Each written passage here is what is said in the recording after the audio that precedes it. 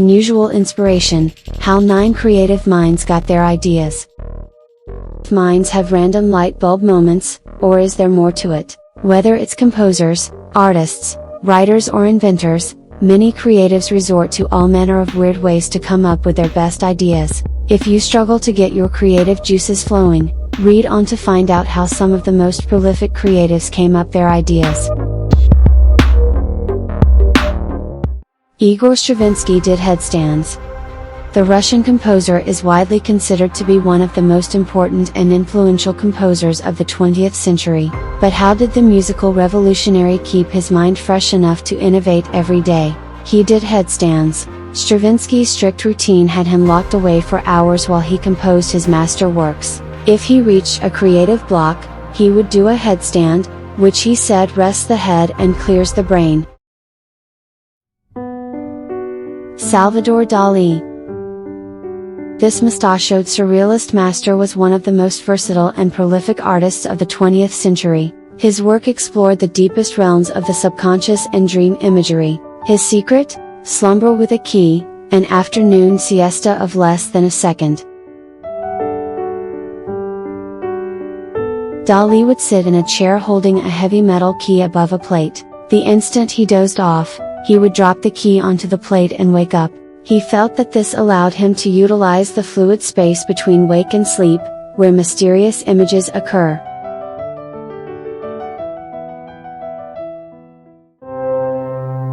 Honoré de Balzac drank copious cups of coffee.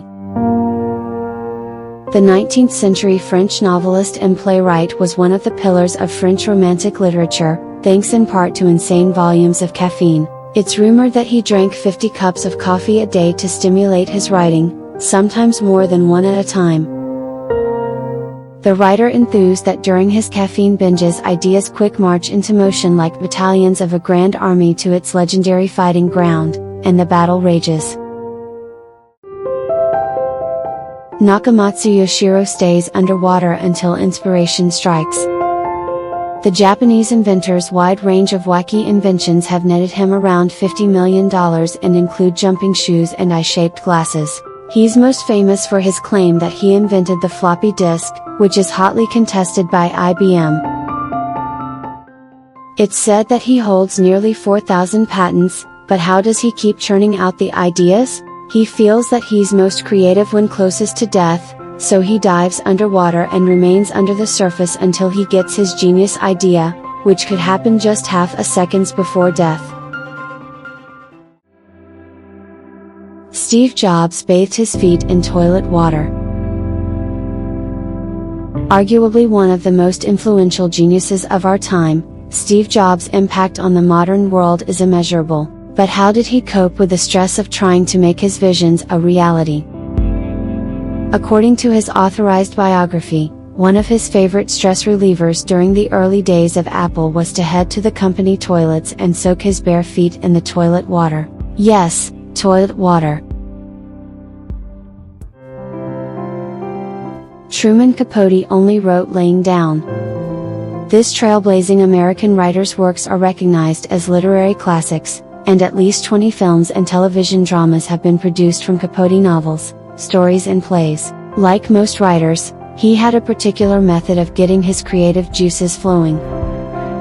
Writing while laying on his back, often with a glass of sherry in one hand and a pencil in another. "I am a completely horizontal author," he explained. "I can't think unless I'm lying down, either in bed or stretched on a couch." Theodore Seuss Geisel wore outlandish hats. The American author, cartoonist, poet and animator is best known for authoring some of the most popular children's books of all time, including The Cat in the Hat. But all writers face writer's block at some point. How did Dr. Seuss beat it? Well, he wore hats. He would go to his secret closet filled with hundreds of hats and choose one to wear until inspiration hit. The writer started his secret collection of hats from around the world in the 1930s and carried on collecting for 60 years.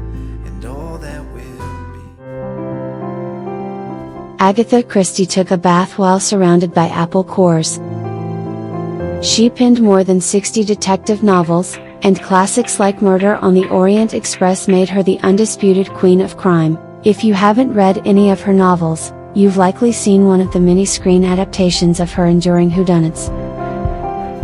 Turns out that she dreamed up these gripping murder mysteries while munching on apples in the bath, sitting there thinking, undisturbed, with the rim of the tub lined with apple cores. Nikola Tesla curled his toes before bed. We have a lot to thank this eccentric genius for, but he's best known for envisaging and designing the world-changing alternating current, AC, electricity supply system. It brought electricity into the homes of millions and we still use it to this day. So how did he keep his brain so sharp? The inventor curled his toes 100 times per foot every night before bed because he thought it boosted his brain cells. Thank you for watching. Please don't forget to like and subscribe.